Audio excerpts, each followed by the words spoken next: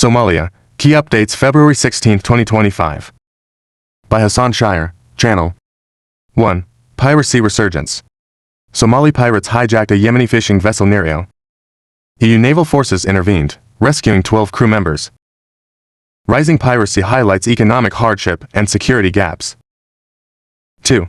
U.S. aid suspension. 90-day U.S. aid freeze disrupts food and medical support. Millions of displaced Somalis face worsening conditions. NGOs warn of a deepening humanitarian crisis.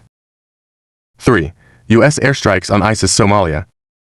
AFRICOM launched airstrikes targeting ISIS in Golis Mountains. Aims to weaken militant operations, but long-term security remains uncertain.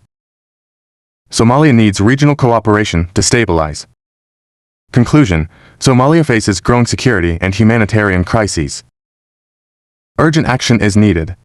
Subscribe to Hassan Shire. Subscribe to Hassan Shire. Subscribe to Hassan Shire. For more updates.